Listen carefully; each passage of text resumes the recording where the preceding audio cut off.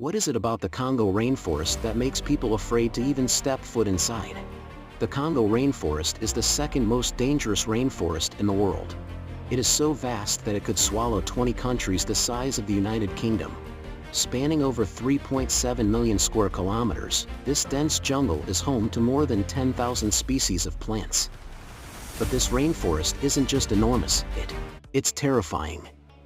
It harbors over 5,000 species of mammals, more than 1,000 deadly birds, and 300 bizarre and mysterious creatures lurking in the shadows.